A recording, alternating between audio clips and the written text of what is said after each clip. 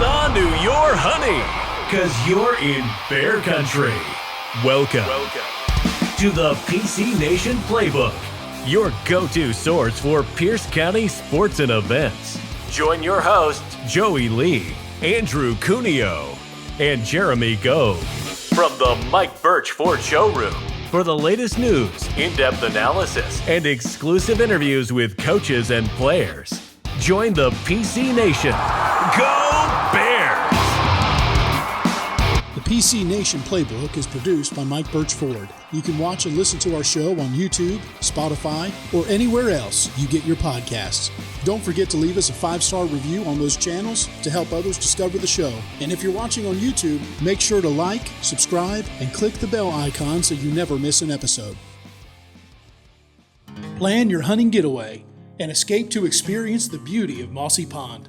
Our diverse property right here in Pierce County allows you to enjoy various types of hunts, including plantation-style quail, hog, pheasant, and flooded timber-style duck hunts, all within 24 hours. At the center of it all, experience scenic, rustic, beautiful, and inviting amenities like luxury lodging, our first-class pro shop, fine dining, and the perfect event space. Book now and see why Mossy Pond Lodge is Georgia's premier hunting paradise. Order banks are open for the 2025 Ford Super Duty. This is the only truck that's earned the right to be called Ford Super Duty.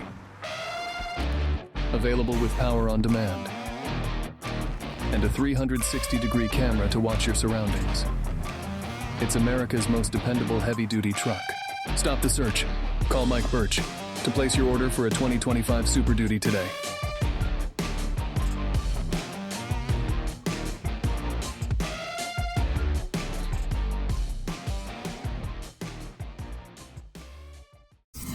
Welcome to the Pierce County Nation Playbook. We're back for another week.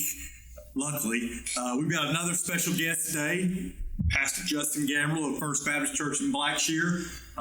Also, a key member of the sideline reporting team and valued member of the community. Welcome to the show. Well, thanks, guys. It's an honor to be here. Thank you, guys. It's a blessing to be here, especially what we've been through this past week. So it's really an honor.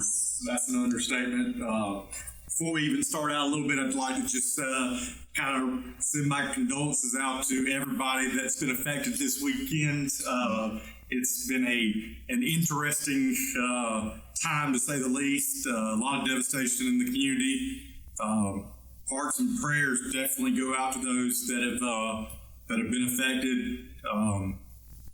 Huge special shout out. I've rode by multiple days in a row where it's not just First Baptist, I know that, but right there in the middle of town, I've seen every day y'all got a line stretched around the building, feeding, giving food, drink, whatever it is to the community, and it is noticed and appreciated. Heck, I rode by the other morning after I got done at the gym, and parking lot was empty except for a semi and one other person, and I see you directing the forklift to get stuff. So much appreciated, and thank you to all of the people that have helped out during this time of need. So yeah, we're excited to have you here and to be a part of the community. And you've been here for what now? Is it Almost 2 years? Almost three. Almost three. Getting there. Okay. Almost three. So it's been a blessing. And I joked with him when you moved here because you came from over in the Panhandle. What part? From Milton, Pensacola area, Florida, right there. Right. Lower Alabama, they call it. Lower Alabama. Yeah. So I asked him what he was doing here, but we know that the Lord called you exactly here. And so I want to get your perspective, having only been here, for, like I said, going on 3 years, moving in here. We've talked a lot on this show about this community and how we feel about it and how much we love this community. Just give us your perspective, being not an outsider, you're inside now, but moving in here, what are your thoughts? Well, guys, I'll tell you this. You're coming from a metro area of Pensacola to Blackshear, it's definitely a culture shock, so to speak. But here's the cool thing. I grew up in a small town, but when I moved here, instantly I felt like I was family. And it didn't matter who you were, where you're at, what you're doing. People talked to you. People loved on you. People encouraged you. People wanted to know more about you. They wanted to know about your family.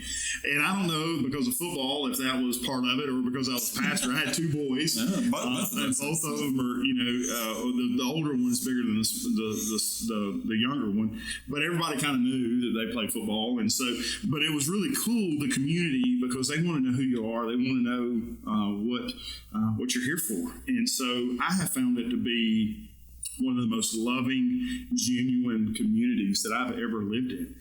So I've served churches in Alabama, Florida, and now Georgia. And by far, Pierce County is probably the top when it comes to community and the love and care that people give. And it's awesome. It is awesome. It's a family. We all have our differences. We all have our challenges. But the thing is, at the end of the day, we all know that we're together in this. We're for Pierce kind of thing. So it's really neat. Yeah, the role that you have as the pastor of First Baptist Church, it's one of the largest roles in this community.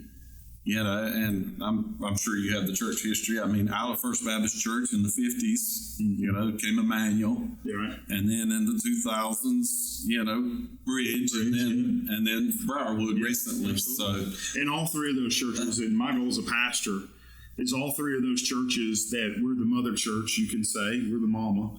And our goal is, I want every church around us to be healthy.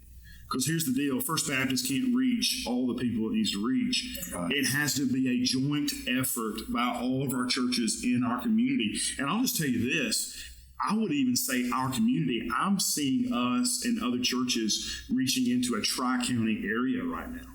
And we're seeing that across the board. And we are brothers and sisters in Christ, and we have to be there for each other. And we can't worry First Baptist or Emmanuel or Briarwood or whatever, or Bridge, so-and-so Baptist Church, whatever, or whatever other church out there.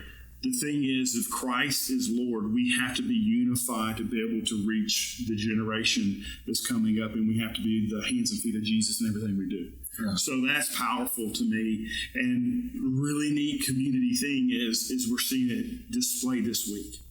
We're seeing the Church of God, Blackshear Church of God. We're seeing Emmanuel. We're seeing First Baptist. We're seeing Bridge. We're seeing all these other churches doing things in the community, and we're doing it unified. Right. For one cause. It's for the kingdom of Christ, not for the First Baptist kingdom or Emmanuel kingdom. We're doing it because we're called to be doing it. Does that make sense? So it's really neat.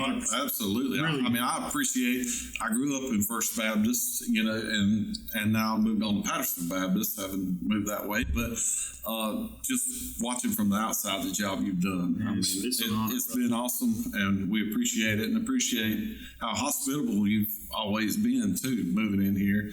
And just allowing, we had Austin Moore on here last week, who had the event with his wedding thing and needing a venue last minute, and you've always accommodated. And so just appreciate that. There's all kinds of jokes that come along with that, but because I wanted to mess with Austin. But You should. He would take it pretty good. There's a lot of people you couldn't do that with. He's one that he probably laugh about it. That's fun. So we'll talk about football a little bit. You said you've got 2 boys, right? Yeah. I had 2 boys when we moved here that both played. So I had Jackson and Colston. Jackson graduated 2 years ago. I was heartbroken. It was his senior season when he moved here, right? Yeah. Second game of the year? Third game of the year at Matter. Yeah, Lewis knee tore his ACL, MCL, both meniscus. And it was a terrible rehab, and it was a season injury that changed the trajectory of his life, but in for the best way. Yeah. At first, you're going, "Why God? Why now? Why this? I've sacrificed my whole life." Jackson's probably 6'2" at this time, probably 310 pounds, and can move. Mm-hmm. Okay, he's a big boy. Was getting looked at in North Greenville University, Shore University, and college. Charleston Southern. Was looking at him, had some good conversations. Probably would have went up in North Greenville, to be honest with you. Like, that was going to happen. And when that happened, God it was hard months. Yeah. and him and Henry Pigler. So that's a name you're all probably very familiar with. Henry and Jackson became best friends immediately when we moved here. And Henry and him kind of walked together through that. And Jackson now is at College of Charleston in his second year, and he's doing dual majors and all this other stuff. Wants to be in politics for some reason. Who wants to do that? He's going to get his law degree and that kind of thing. But he's having the best life now. And you don't always see the storm that you're going through of what's going to happen afterwards. That's right. Well, what you're talking about is Romans 8:28. Absolutely. Right? You got it, brother. You got it. And so that's what we've seen happen. And then I have another son, Colson, who is a senior this year, number 52, Colson Gambrell. He started on the O-line last year with the all-senior line. He had a lot of growing up to do, a lot of learning to do. He'd never played offensive line in his life. And so it's just a testament of Coach Schultz he could turn a defensive lineman that has 4 feet and 4 hands and turn him into something that's 220 pounds of given season. In the championship game, I think he was 198, right at 5'11 and a half. And he's blocking guys that are 6'2", 6'3", 330 plus. Right. So that's a testament of coaching. And this year he's put on like 20 pounds of muscle. Like it's unreal how thick he is right now. But all those guys, I mean, it's just not him, but the weight room total package. And we can talk about the difference of where we were to where we are now, community-wise, we were talking about, but football-wise, it's night and day. We talk about it later. That is an understatement. You were not here during the dark times of Pierce County football where we might work out if there was a small group of us that would work out if we wanted to. That's right. Now that's not an option anymore. You either work out and work out hard, or you're not going to be a part of what's going on. That's exactly right. What kind of program did you move them out of when you moved here from Lower Alabama, as you call it, to Pierce County? Can you see? I mean, are there similarities? So we didn't have middle school sports. We had middle school sports, but they were not. We didn't have middle school football. So you had little leagues that basically ran everything until COVID, and then that year of COVID, we couldn't have football, so we joined area teams together and kind of an all-star team. We played Pop Warner football, won the national championship with Pop Warner, and that kind of thing. Colson was able to experience that. But so that's what we did. But the boys were at Milton High School at that time. I want to say they were 6A. Now I think they're 5A in Florida. They played. I don't know if you've ever heard of teams like Mosley. Tallahassee Lincoln. They played Ware County a couple weeks ago. They played them. They played Niceville. If you've heard of Niceville, it's a juggernaut in the Panhandle. And so, matter of fact, Jackson Gambrell, his sophomore year at Milton, got his first start against 2 kids, the Firestone twins, and both of them went and played D1 football. So his first start getting thrown into was against those guys, and every time he blocked one of those, we celebrated very much so. Like it was like a big celebration. So we're coming from that kind of program that they were blessed if they went 5-5. I'm just being totally honest with you. Like they worked hard. Now that's nothing against their coaches. Some of them are my best friends. And they've coached some great talent and that kind of thing. Matter of fact, Jackson's quarterback, his freshman, sophomore, and junior year he started last year at University of Miami. Okay, so he's very, very good. He broke his arm against Florida State last year. And then Raymond Cottrell was a receiver of his. He was actually getting recruited heavily by Georgia, but went out to Texas A&M. Now he's at Kentucky. So, like, that's the studs that Jackson was around at Milton High School. And then he comes here, and I'm going to be honest with you, that first time walking up and looking in that weight room, I was like, my floor, like Jackson had to pick up my jaw off the floor of the weight room. I mean, what we have here is just unbelievable. And then I'm like, okay, show me the studs. Show me some of the guys. And Henry Pigler walks out. I'm like, okay, cool. All right. Got another one, just like Jackson, and I'm like, okay, where's everybody else? And we had some studs on the room, Elijah Howard and those guys. And we had some cats, Tajah and DJ Bell and Guyton, Jamar Guyton. We had studs, right? But I'm used to walking in a program of 5-6A school where everywhere you look, on the hoof. 6'2". On the hoof, they're men. You understand? Yep. And then you get in there and you got a Pastor Gambrell walking that guard and going, brother, we fixing to get whooped. And I learned quickly it's not about the size. I was going to say, to that point, how do you think that our staff, Coach Heron and the rest of the staff, is able to get so much out of these kids? I'm not saying because I got a kid on the team. I'm not saying because I'm pastor of a Pierce County church. I'm saying this as a man. I'm telling you right now, we have the most qualified and studious coaching clinic. I mean, these guys could put on clinics. Yeah. I mean, I've seen Schultz, I've seen Coach Morris, I've seen Coach Heron, Coach Walker. These guys on the fly, Coach King on the fly, make adjustments in the game. Yeah. I mean, so y'all, for instance, I'll never forget one of the times this year, they told Joe Drew to back out into the lower third. And the very next play, when he backs out to the lower third, he intercepts the ball. Because coaches know. That's a testament to what they do. Oh, man, it's unbelievable. You can ride back by at 1 o'clock in the morning on a Friday night after the game's long been over and everybody's been gone. There's still going to be 7 or 8 trucks in the parking lot where they're already breaking down the film. Yeah. Watching next week's film. Well, I'll just say this. Coach Heron lives the other end of the block of me. And I'll tell you right now, I never see Coach Heron's truck.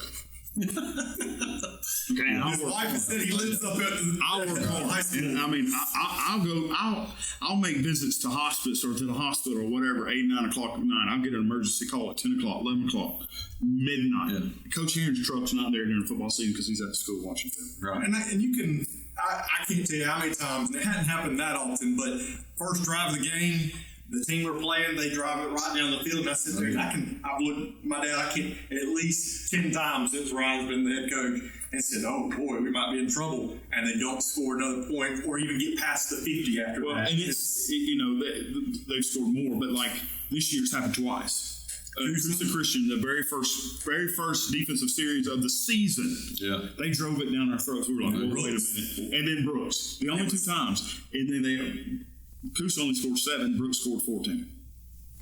And that's I can't tell you how many times it's happened where you're just like, you sit there and then all of a sudden they say, all right, we've seen what they're going to do. And I can't tell you how many times there's been a play where you start seeing coaches jumping and screaming, and the kid that's supposed to have the key to go make the play blows the play up before it even happens because they've seen it on film so many times, and they know when they get to a certain formation or tendencies that they're showing, all of a sudden, boom, it happens, and it's a testament to what's going on in the film room. This is, I'll tell you this, the difference between where we were, and it's no offense to those coaches if they're looking to hear, this is more like a college program that I've ever seen in high school.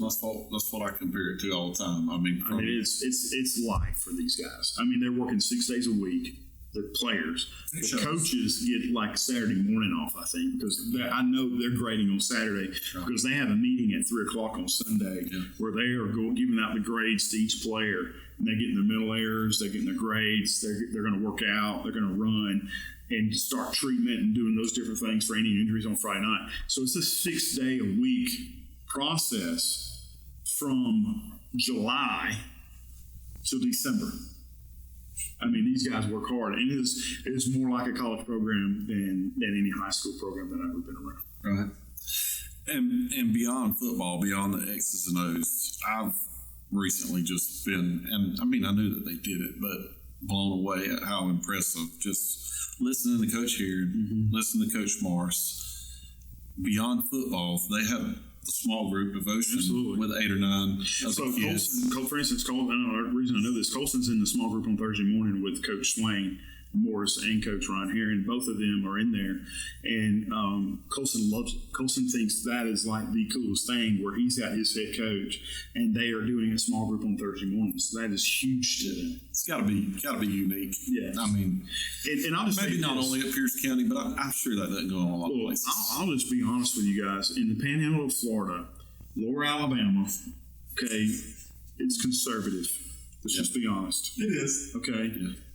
But I'll tell you this, you couldn't do what we do here there. Right. You couldn't walk in a weight room where, as G3, give God glory on a weight room. You couldn't do that down there. Listen, Pace High School and Milton High School was right there next to each other.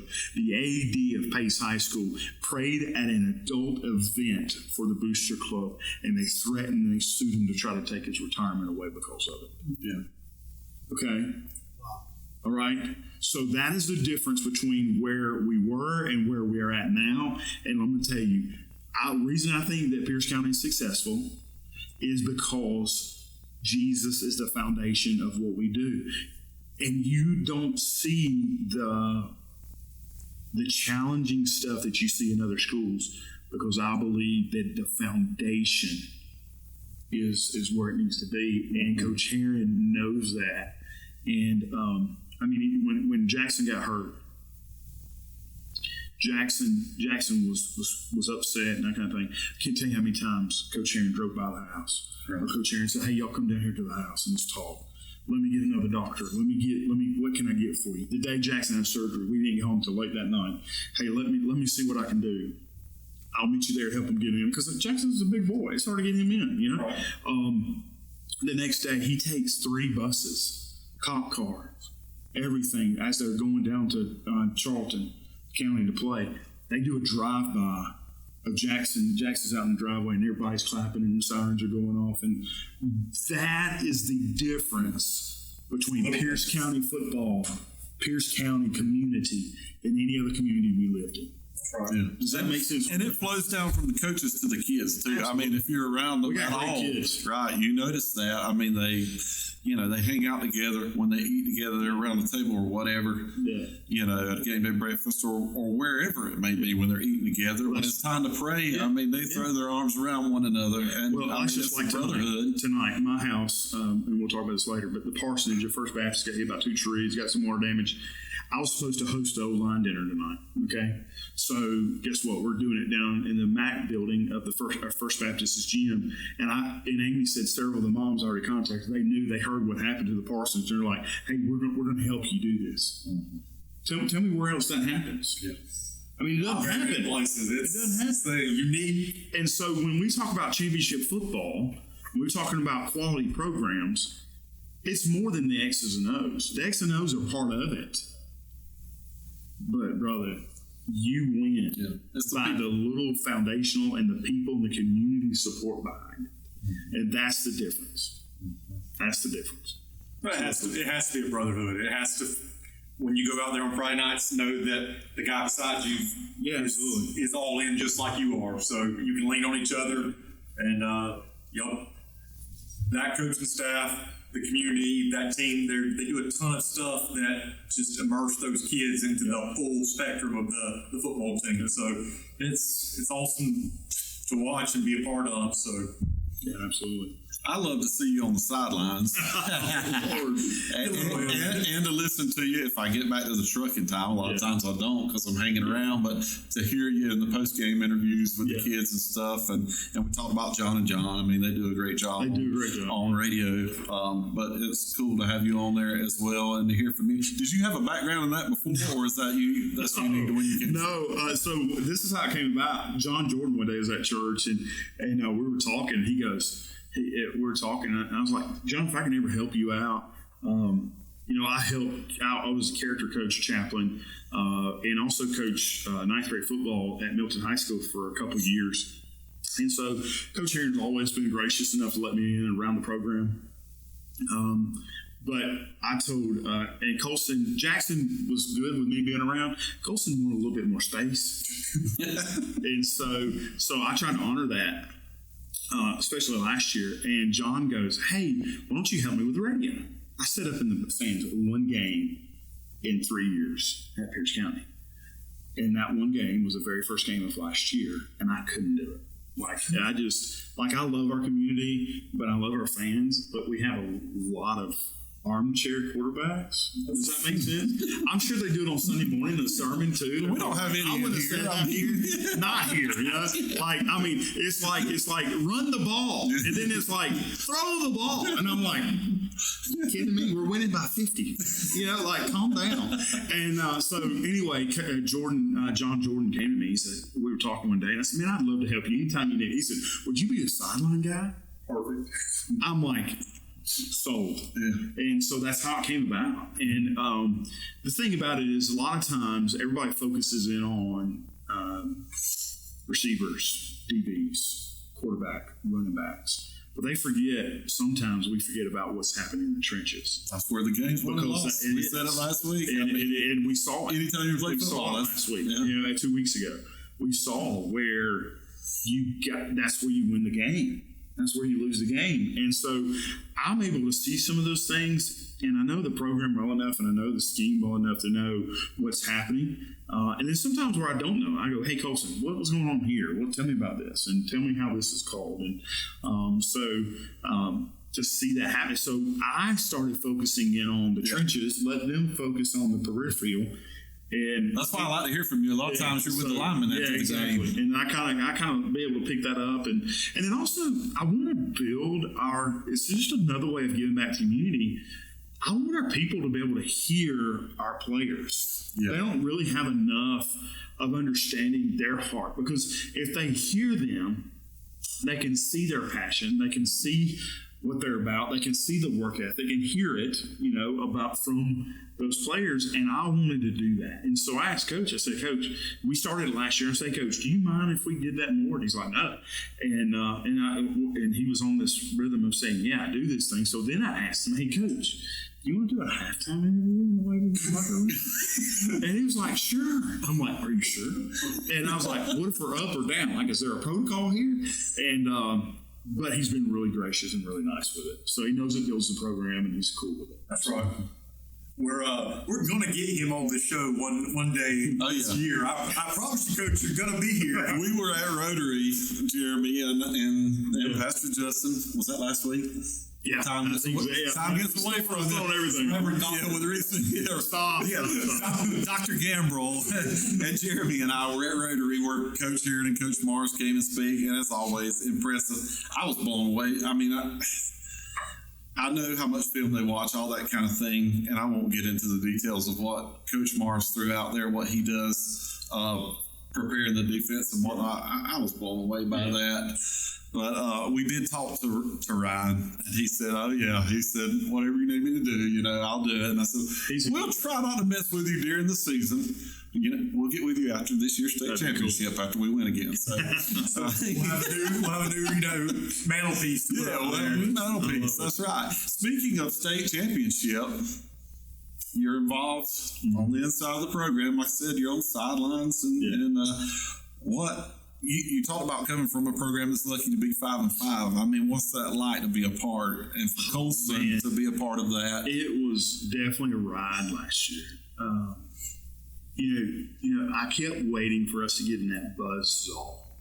You know, people talk about the buzzsaw all the time. You know, it happened 2 years ago when we got up into Atlanta when we were playing Fellowship Christian.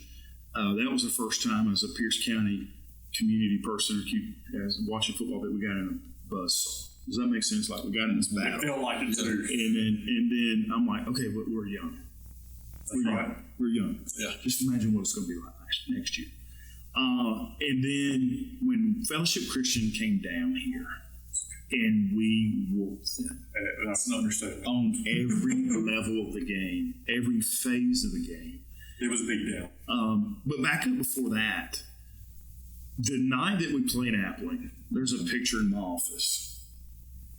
There's a picture of me and Colson, black and white, after the game. Colson's got his head down, crying and weeping, because they had poured everything they had, and they manhandled them in the second half. Yeah.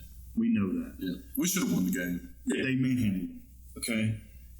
Colson's crying, weeping, and I pray over Colson. And I talk to him, and I walk him back off the ledge. And I said, Colson, nobody thought you were supposed to be in this game. Yeah. Nobody thought except us. Yeah. And y'all came out here and you proved yourself. And I said, that night I told him, I said, the only reason you don't win state this year is that you get yourselves getting away. You keep working, you keep getting better. And now in my office is that picture. And then there's a picture in section 118 and 119 on the second level of the bins is my family picture after this state championship. That's pretty cool. But you never have those state champion experiences unless you have the athlete experience That's right. of last year. And that's where we figured out our identity. That's when we figured out who we were. Turn into a different team. You got to go through that valley to get And to you the gotta mountain, go. right? Exactly. And so we figured out who we were. And so we rode that. And then Fitzgerald was supposed to be the team. And they got thumped.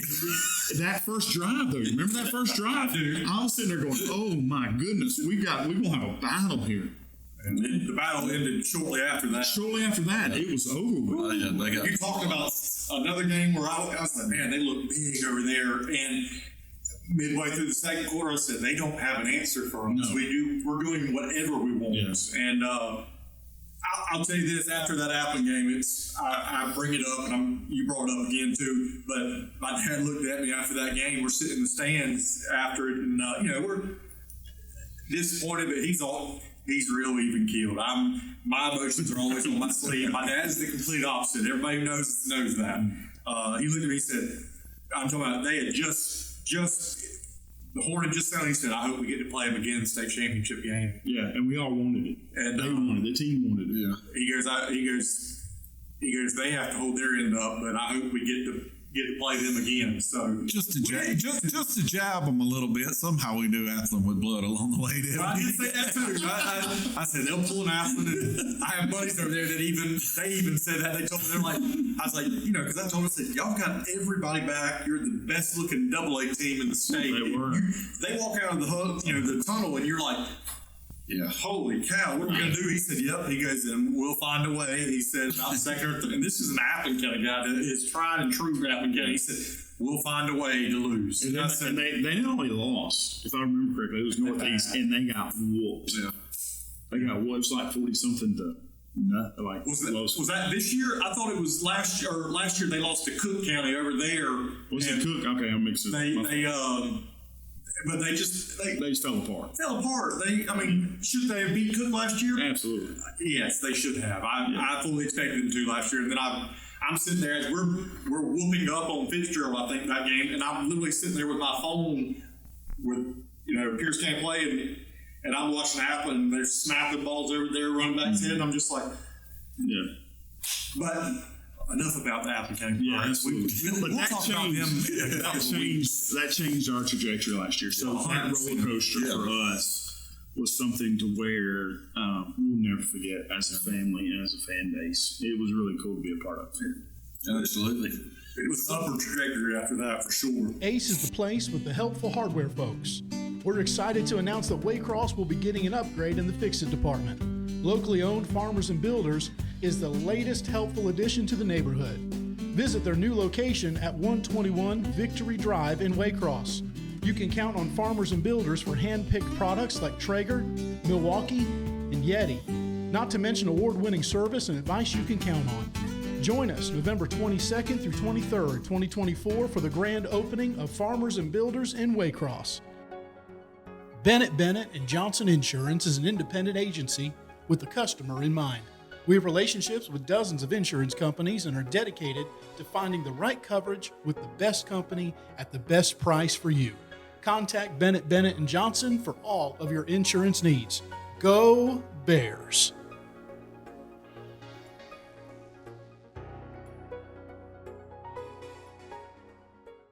So let's go ahead and move into this season then. Mm-hmm. What do you think, from your perspective? What are we looking like? I mean, you saw what happened last year. You just talked about it. The ride to the state championship game. What are we looking like? From your view, where do you think we need to improve? What do we got to do to duplicate the success of last season? I think number one, we have the coaching staff to do whatever we've got to do. I don't doubt that one bit. I don't doubt our players one bit. I think, have we had that game Some people think the Brooks County game was that game for us. Could be it. Yeah. Could be. Could be. Don't know. We haven't seen it yet. You know what I mean? I think us not playing Valdea last week was not a good thing for us. I really do, because, and I'm hoping we get to make that game up, because we know GHSA pushed back their playoff game, so now we're playing the week of Thanksgiving because remember we were going to have that week off. So now does Valdea? Do they want to play us? That's the question on their point. But if I know Coach Heron, he's going to want to play because it matters in the power range. I was going to say, if we don't play them, I think he feels it with somebody else, right? Yeah, we have to do something. Yeah, because or we just have a 9-game season game, and that hurts us in the power range. Right, that's what I was thinking. That hurts us in the new formula, which Coach Heron and Coach Morris talked about at Rotary. That nobody knows. What's going to go on, what's going to happen with this new playoff thing. So I think we need another game in there. Yeah, so if Valdea didn't want to play, we need to play somebody. And I think also we need it for our players' perspective, because I think every game they play is sharpening the sword for them. That's right. The thing is we've got to play teams to where they do different things, and Valdea and do some different stuff. And just like this week, we're going to see a run-heavy game, and they'll throw it up some, but we're going to see a lot of running. We're going to see a lot of that, the veer. We're going to see a lot of those type of plays where we've got to make the adjustments and make the plays. So it's going to be interesting. But do we have the intent, the players to make that? Yes. Do we have the ability to make that? Yes. The question comes is, are we going to have those moments in the season where we are able to thrive in the midst of adversity? And are we going to be relentless in everything that we do? Mm-hmm. It's not about X's and O's as much as it is winning the game from neck up. Neck down, we don't win the game. Yeah. Neck up, we win the game every time. The Brooks County game was a fantastic example of that, because from the neck down, we did not win that game. Those were some big old boys. Yeah. And it was hard hit games. With that being said, that could be our turning point, because I told him, and Joey's heard me say this a couple times, and this is no disrespect to Brooks County, I think we played our, I don't want to say worst game of the season, because that does discredit Brooks County. We did not. We came out flat, a little flat, and sloppy, and made some uncharacteristic mistakes that this team normally does not make.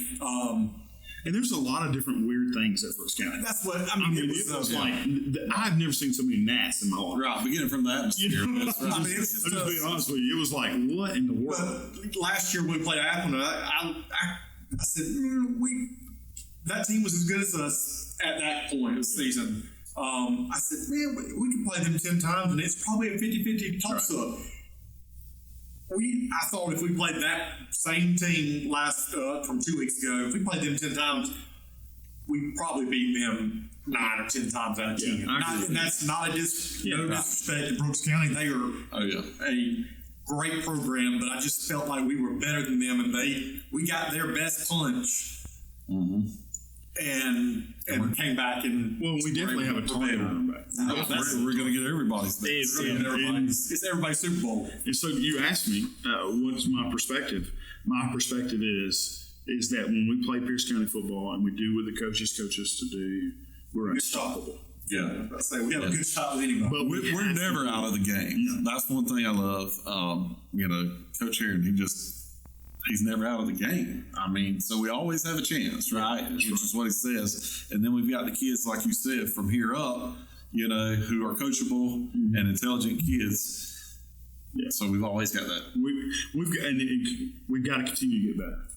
It's week 5, week 6. I forget what week it is. Well, we're replacing a lot from last year's team. It's about every week getting better. It's, people are like, are we going to be able to go to the state championship this year? Are we going to be able to do this, do that? And I'll just be honest with you. Like, the pressure that we put on these 16, 17, and 18-year-old boys, like, are you kidding me? Let them just enjoy and play the game week in and week out and prepare for that week. Win the day. Win the play. Right. Win the week. Then we will talk about the end of the season. Well, at the end of the season, I mean, that we hit on just a few moments ago, but nobody knows what's going on with this new playoff thing. No. I mean, we could win every game and be on the road. We won 4 hours away from here. That's right. We don't have that luxury of possibly getting to play home games all the time, all the way to the state championship. Yeah. It was nice. We're hoping, but it was nice. I have a feeling we're going to find a game, though, between now and Thanksgiving. Yeah, absolutely. Whether it's by day or not. And I'll just tell you this, too, and we're just getting in region play this week. Cook's first region game. I don't care what their records are. That's right. Because Cook, Chris, oh yeah, I mean, they're perennial powerhouses. They have athletes. Guys. Yeah. They have studs around them. And if they get clicking at any moment, I don't care what their record is. Yeah. Well, look, I have a personal vendetta with Cook County. My senior season, the first quarter of the game, we are thumping them up and down the field, and I roll out for the hit was not even hard, but the kid was going, he was signed with Florida at the time, hits me, separates my shoulder. So I don't care for Cook County. I hope we beat their eyes. Boy, yeah, it's gonna be a fun game for you tomorrow night. I hope we beat them by 40. I hope Ryan beats them by 50, and I know he won't, but if we get the chance, I hope that freshman running back runs this next one in and doesn't take a knee on the two. Any other thoughts or observations from this season so far? And we'll get into our predictions for this. You got a lot of new kids. You got a lot of new guys. Like only one returning starter on offense line, one returning starter on the defensive line. I mean, you've got. Can you name all the guys on the O line, because we haven't really named them. So we got Trent Griffin, right? Yeah, Trent Griffith's at the other guard. So let me start at the. That's right. So you got Jordan Williams at left tackle, Pastor Gambrell left guard. You got Dylan Figueroa at center. You got Trent Griffiths at right guard, and then you have TK Griffiths or Griffin. Yeah, sorry, Nathan. Becky. Sorry, Griffin. Pettis. Anyway, Pettis. Joke around. And then you've got and then your right tackle is TK. I mean, and those guys, you've got some smart guys. Dylan Figueroa is probably one of the smartest guys on the field. And then but really neat. I'll go to a play, and it really doesn't matter to anything to anybody else. But I saw in Wayne County, it was a very undisciplined game from their perspective. I'll just put it that way. Yeah. I saw a couple of punches being thrown to the boys. One of them was on Dylan. I saw Colson point. I don't know what he said. I'm scared to ask as a pastor what he said. I'm sure it's Jesus loves you. And Colson was telling me, he said, I didn't care if I was sitting to get a mental error. Mental error you get if you don't do the play right, and you have to run for it on Sunday. He says, I'm getting a mental error right here. And him and Dylan took that guy, and they dumped him behind the goalpost. I love it. You say, okay, what's the point? The point is that they became a team unit at that moment. They are together in this. And you're saying the pastor said that? Now listen to me. I'm not condoning violence. What I am condoning is teamwork. Togetherness, yeah. They're unified. That to me is like one of those switches that click of, hey, we're together in this. Right. We're a family. And nothing beats family. And so I thought that was really cool. Now, most people go, oh, okay, great. From my perspective, I'm going, they all cared. Griffin on the other side at guard, man, he's just, they're all in. They're all in. And it's really cool. It's fun to watch from the kid mowing my yard to out there, starting offensive line. That's awesome. It's pretty cool. It's really cool. But so we'll take a pause for a moment here, and then this next section should be fun. So Pastor Justin from Lower Alabama, as he calls it, and Alabama fan, right? That's it. Roll Tide. So he said, get it out. Yeah, he said he can't say it from the pulpit. So I said, absolutely, say it in here. And we'll talk about UGA Bama briefly a little bit. But, I kind of gave my thoughts last week, and I think it played pretty true that, difference in the game's Jalen Milroe. To me, I mean, his ability to make plays, his ability to run the ball. And of course, they've got the freshman kid, Ryan Williams, out there, wide receiver. 17. Yeah, 17-year-old kid making a mockery of our experienced defensive backs. So it was ugly. It was ugly the first half for a Dog fan, right? You were loving it, right? The second half. For the Bama fan. So as Georgia's coming back in that second half, and then ultimately takes the lead, what are you thinking there, Pastor? Well, I thought during the first half, I was like, listen, I was shell shocked because I was looking at probably a 14-10 game going into halftime. Like, that's what I was thinking. I was not thinking 30-0. Last time that was happened was the blackout game. Y'all remember? Yeah. I like that. Yeah. When Saban came down, there was just a little we had named Julio. Hey, it was 30-8 this go around. So anyway, 30-7. I was sitting with some Georgia fans, some good godly people, and we were sitting there watching because nobody had service, nobody had a Wi-Fi or anything, and so they were able to hotspot on their phone, and so we're all watching around the TV, and you really couldn't tell what was going on. But I told them when we got up, I was like, guys, listen, y'all are going to come back. I mean, y'all are too good. Unless Austin, what's the quarterback's name? Beck, right? Carson Beck. Yeah, he's not Jalen Milroe. He's not Stetson Bennett. He's Carson Beck. Keep giving us gifts. I'm joking. I know his name. But anyway, like the whole point is, I'll tell you this. I've never said roll tide from the pulpit in First Baptist. I haven't, and I will never. Hey, tell the story. Speaking on that of last year's championship. So last year, I'll never forget this. We beat Fitzgerald in the Final Four, right? And we had just beat Fellowship Christian, and we were going to the Final Four, play Fitzgerald. And that Sunday morning after we beat Fellowship Christian, I get in the pulpit, and we had just won the SEC championship. Alabama just beat Georgia last year. And I get on the pulpit, and I can just tell. Look out at my congregation. They're all sitting there going, here it comes. I've been waiting. I haven't said a word about football from the pulpit, and the pastor is about to lay the hammer. And I said, church, I got 2 words for you before I start preaching. I said, go Bears. And every one of them started laughing. And everybody just kind of went, oh. And here's the point, is that Sunday morning for me is about Jesus. It's about Jesus every day. Right. But I don't want somebody to get all caught up into, because I'll just be honest with you, and I'm different. I get that.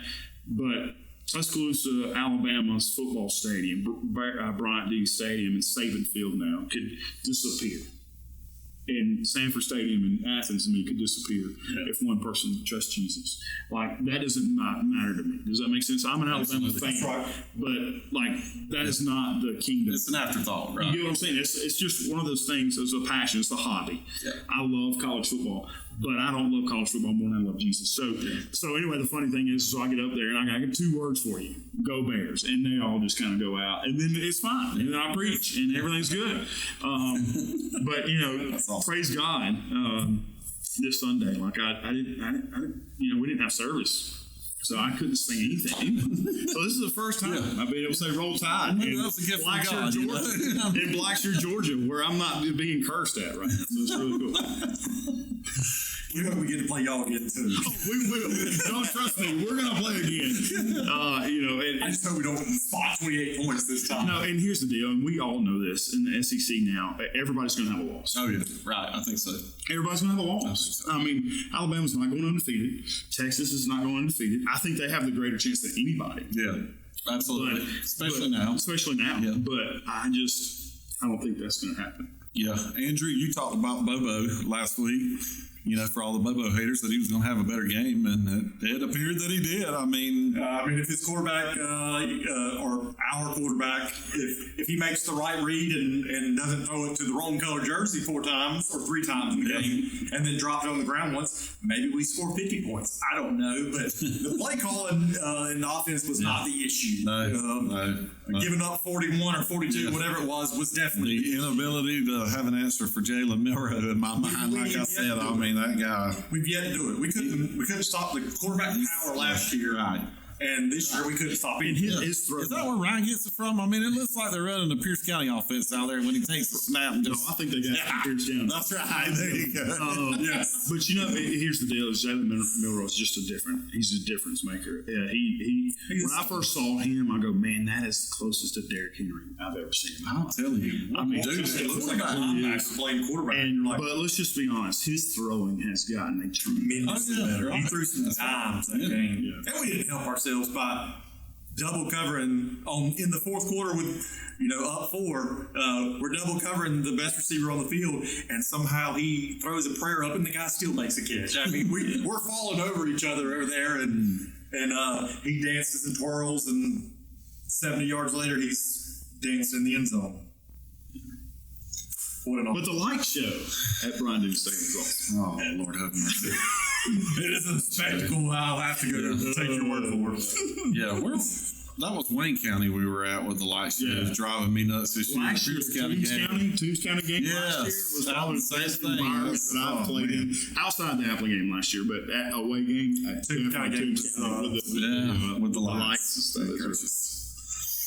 Well, so I guess we'll get into, we had, as you've already mentioned, no Bear game last week. So I finally got on the board. I'll say I got on the board with the pick'em for the UGA Bama game because I said Bama by 3 because Austin Moore was here. Actually, I thought they were going to win it bigger, but I said Bama by 3. So Bama won by 7. These two guys had Georgia winning, and Austin had them by 14. So I'll take the win. So we've each got a win this season, and now we'll predict. Yeah, tied it up. So we'll move on and predict Cook County, as you mentioned, our first region game. We move into region play. Cook County coming in 2-4 on the season. As you said, records don't matter. They got the athletes and whatnot. They won their first 2 games. Who were those against? Let's see. That was Did they lose? That was another. No, their first 2 games they beat Berrien. Yes. Deanna, hey Deanna, I hope you're watching. They beat Berrien, your beloved team, 45-13, and then they beat Bainbridge 13-10 in the second game. Now they have 4 straight losses. They lost to Brooks 45-14, Callaway 36-23, Cairo 27-10, and most recently Irwin 48-33. So I mean, there's some good teams in there. Yeah, absolutely. So that 2-4 might be a little. Like I said, we can throw that out a little bit, but I will say they're coming to our house. This is our house. Yeah, that's going to factor in. What are your guys' thoughts on the game? 49-7. I had that wrote down as my score, so I'll change it. But I literally have that wrote down. I'll give Studio 49-7. Gove has 45-7 Bears. And I'll come back to mine because we know around here it's not going to score 50. It's not going to happen. He won't allow it. So I'll revise it. I'll put it this way. Brooks beat them handily because they were throwing it over their big receiver, and they kept throwing it up to him, and they were able to score that many points. I think you're looking at 35-7.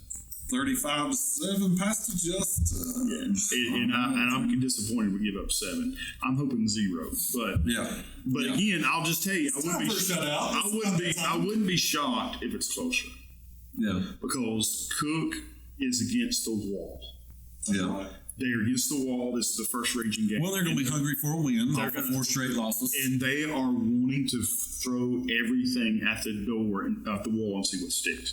And so they're going to do everything they can. Yeah. And so that's the reason I'm saying I wouldn't be shocked if it's closer. Yeah.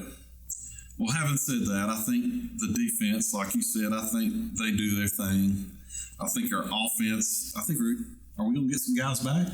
Oh, yeah. Yeah. That's what I was wondering. We're getting that I was looking. That's where I come up with 49-7 because we don't go beyond that. I know for a fact that one of them has been practicing. Yeah. I know the other one was waiting on a piece of equipment coming in. I think it got in. They got off the UPS truck the other night. I think somebody hunted it down and got it off the truck for them.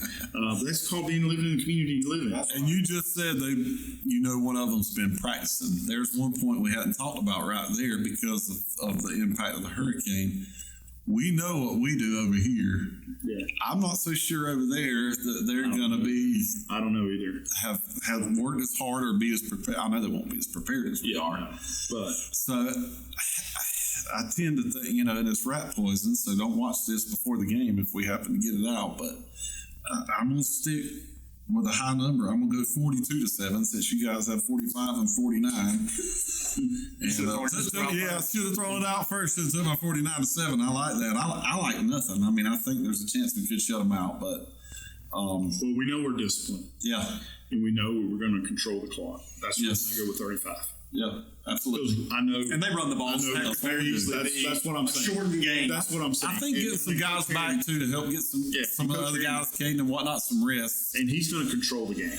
Yeah, we know Coach Aaron's thing. He wants to control the game, and his what does he do? He runs and plays defense. Yeah, and so that's the reason I'm saying 35. Okay, all right. I'm with you.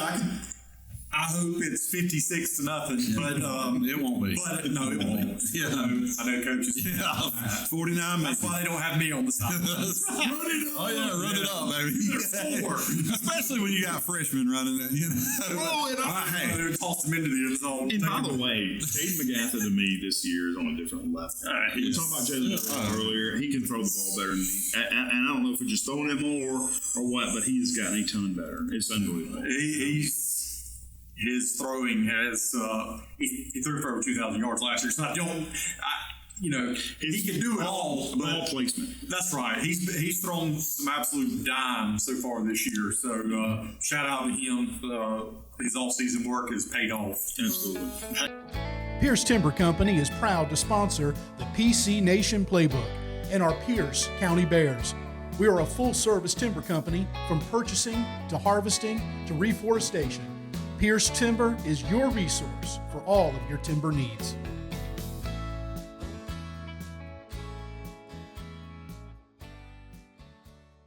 It makes sense Prime South Bank would have a great mobile app. Nobody is as mobile as our customers. For a century, they've chased dreams, followed their hearts, took the road less taken, made a new path, taken leaps of faith. At Prime South, offering the latest digital banking, secure pay apps, and new online lending is part of a mobile tradition that goes way back. Life is mobile. So is Prime South. Find your Prime. Member FDIC. Hey, if we do get this out before, y'all come on out to Bearville now. Come out to the game. Let's support the Bears. That's right. Yeah, and what we've been through this week, I'm looking forward to just having the community come together. Yeah. And I know a lot of people, as we're filming this, still don't have a lot of power. Yeah. I was going to say, as of this recording right now, 80% of Pierce County that has Satilla REMC. Yeah. And there are 7,200 plus customers in Pierce County on Satilla. 80% are still without power. Okay, 7 days later. And shout out to those guys because they're doing a phenomenal job. I was just about to say, it doesn't matter what time of the day, night, whatever. You can ride around this town, and whether they're from Alabama, Tennessee, Florida, our local guys, I see linemen 24/7 working. So appreciate you guys, all that y'all done for us. The local law enforcement, I know y'all have been busting y'all's tails too. Trying to keep everybody safe and get the community back kind of going. So it's definitely appreciated and noted. Everybody sees it. So absolutely. Well, and so talking about that, I mean, the unthinkable really happened for us here. Is what we're talking about, the impact of Hurricane Helene. To come in with that much power. I mean, storms have always coming in off of the Big Bend or, whatever this way. But this one was moving fast, like we talked about in the last episode, and carrying those high winds. We knew it was going to be windy. We didn't know how windy it was going to get. I mean, it's unimaginable to me that we were seeing 100+ mile an hour winds in Pierce County. And so that is what we're left with here. And I just wanted to give you the floor and sit back and listen and let you just give your heart, give a message of hope and encouragement out there. And we are a faith community here, of course. We've already touched on that. and we believe Jesus is Lord, and he's still in control, and he's been faithful through it all. And there's plenty of stories floating around out there. You've got your own. I'm sure you're going to talk about that here. We'll give you the floor. I want to say again what Andrew said. Thank you to everybody who's been involved, after the fact, especially you guys at First Baptist, with helping to put meals together every night and feed the people, not only y'all, but other churches as well. Most of the churches in the community, many businesses offering free meals as well, people getting water and ice into the community, neighbors helping neighbors, just going out and cleaning up. It's a community effort. Yeah. And so we'll give the floor to you, let you give a message of hope, and just share what's on your heart and give us a word of encouragement. I lived in the Panhandle for 17 years. And every time I had to go to the storm, like I had to go to the place of destruction, like Mexico Beach or Gulf Shores with Ivan or whatever storm, Katrina, or whatever it was, like we were always within a few hours or an hour of the storm. So this is the first time that I moved inland, hundreds of miles, and find yourself in the middle. And find myself in one of the most dangerous situations I've ever been in. I was on the phone with Chief Chris Wright several different times through the night,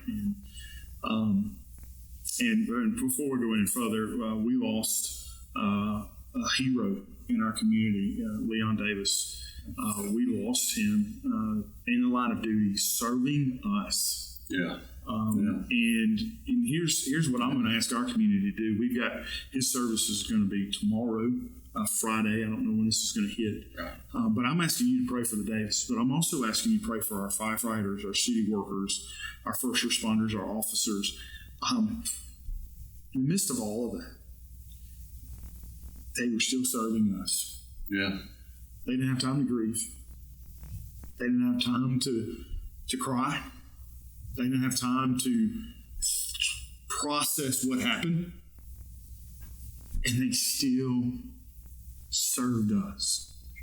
So this is what I'm asking all of our business community to do, our businessmen and women, our community people.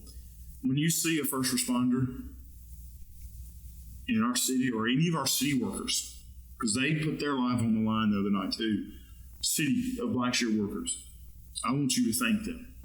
I want you to encourage them. I want you to tell them how thankful you are, because I'm telling you, that night, I will never forget that night. I could go through a timeline of events starting at 10:30 when I was around Leon and Bucky Goebel, who's the fire chief, Jason Ragsdale, Walker Reddish. We all were together at 10:30 at night. I got an alarm went off at the church, and there was a power outage, and there was a limb, the first limb that fell on the power line and caught fire, right across from the church. And so I get this phone call, and so anyway, I see them that night, and I go to bed. I leave there, go to bed at 11 o'clock, and at 1:35, our lives changed. Okay? You say, Pastor, what's the deal? So that night, I was spared. God saved me. I don't have time to go into that story today. But we'll take the liberty to do so. So I'll never forget.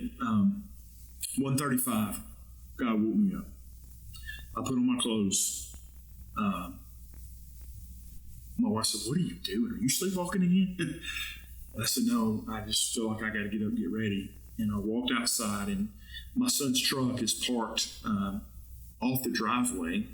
And I said, "Man, I need to pull it into the carport. I'm worried about debris."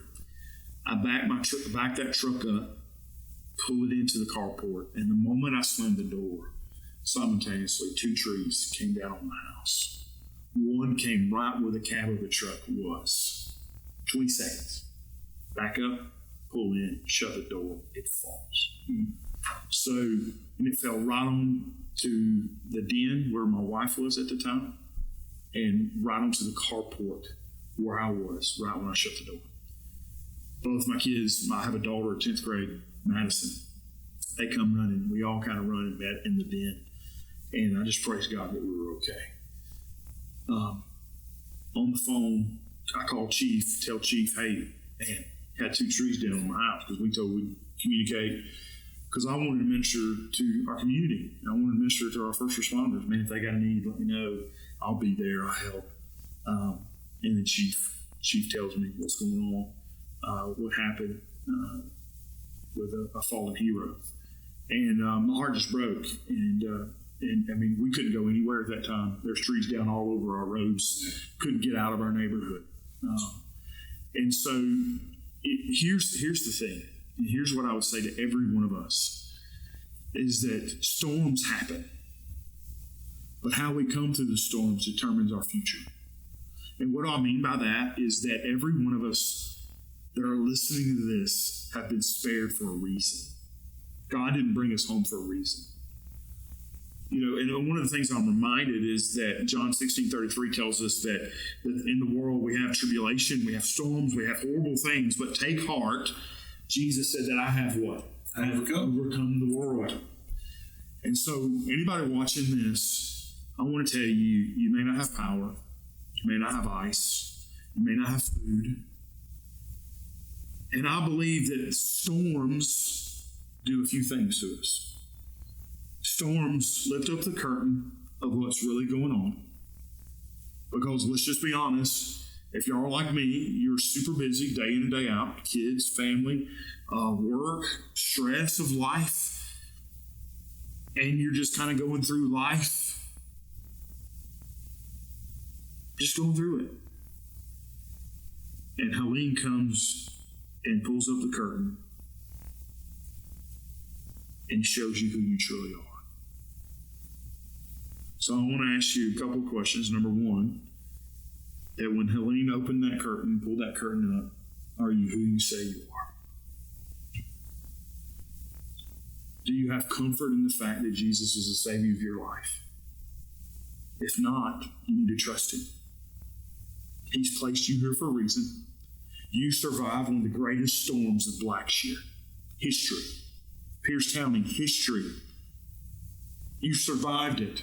Why? Because God has a purpose and plan for your life. Houses can be replaced. Cars can be replaced. People cannot be replaced. And Jesus tells us that He's overcome the world. And in 1 Peter 5:7 it says to cast all of our cares upon Him. So maybe the situation you're in, you don't know how financially you're going to overcome this. You don't know how you're going to pay the deductible of the insurance. Maybe you're sitting there, you don't have insurance. Whatever it could be. And you don't know how you're going to do life. I would tell you to cast your care upon Jesus. Somebody asked me the other day, I had a lady pull up at the church. I'm going to try not to cry. She was driving a car that I wouldn't let anybody in this room drive. Okay, tires, old car, nothing against the car, you hear me. She had a $10 bill in her hand. She wanted to pay for the meals that we have served. We've served over 5,000 meals this week. She wanted to pay for that meal, and I looked at her and I said, I can take that from you. We want to be a blessing to you. Yeah. And she said, Pastor, I want to do something. She said, y'all have just served me and loved on me. Why are you doing this? And I said, ma'am, because Jesus told us to. Yeah. This is who we're supposed to be as believers. And so I have a question for all of us. Well, that's the widow's mite right there. Exactly. It is. I looked at her and I said, take that $10 and buy something for somebody that's in need. Go buy some gas. Go buy ice. Go buy whatever and give it to somebody. And the whole time, I'm thinking to myself, there will be people that don't know Jesus. The curtain's been lifted up. And all of life got real simple really quick. And so my question to everybody watching this, is your hope in electricity? Is your hope in FEMA? Is your hope in all these other things that we thought we need? In all reality, all we need is Jesus. Amen. And so I just want to challenge you, when you watch this, if you need somebody to talk to, I've got a phone full of pastors. I'm not just saying First Baptist. I'm saying for the kingdom of God across this land, if you need to talk to somebody, you go to that church and you ask, hey, what does it mean to be a follower of Jesus? I need that hope because I have nowhere else to turn. Because, guys, I'm telling you, I've seen it over and over again. Storms in life. And I would like to do one other thing. For every believer that's watching this, Jesus tells us about two houses that were built on two different types of foundations. Do you remember this, the scripture, Matthew? Yes. One built his house upon the rock, and one built his house upon the sand. What does it say? A storm, right? A storm. Right. One fell, and the great was the fall, and one withstood the waters rising, the wind blowing, and the rain falling. But Jesus says at the end of that parable, he says, the ones who hear my word and do them, it's like the wise man who built his house upon the rock. Christian, you better be following him and living for him, because others need that foundation that we have. Don't act like the world. Don't be selfish. If you're in lines at the gas pump, help people. If you're in lines getting food, help people. If you're in line getting ice, help people. If your next door neighbor has a tree down in their yard and you don't, you better help them. Because the wise man built his house upon the rock. And we do what Jesus has told us to do, and that's to serve others and shine the light of Christ into the darkness. Humble ourselves and be who Christ called us to be. That is the hope that we have, because we can't act like the world. You understand what I'm saying here? Yes, sir. Thank y'all for the opportunity. Oh, yeah. It was an honor, guys. It was an honor. I had a blast talking about football, all those things. But the greatest joy comes from the Word of God. And casting our cares, casting our troubles, casting our tribulation, casting our storms. Because let's just be honest, this storm is a natural disaster. But there's going to be storms in life that are going to continue and triple and quantify over the next few weeks and months because of this. Yeah. Oh, yeah. Absolutely. And so we have to be ready. We're far from over. Yeah. It's just getting started. That's right. So appreciate that word and the challenge as well. That's right. You know, and thank you for being here. We love you. I love you guys. Y'all I don't think it was a coincidence that you were. Yeah. That we talked about that before we came in for this week. So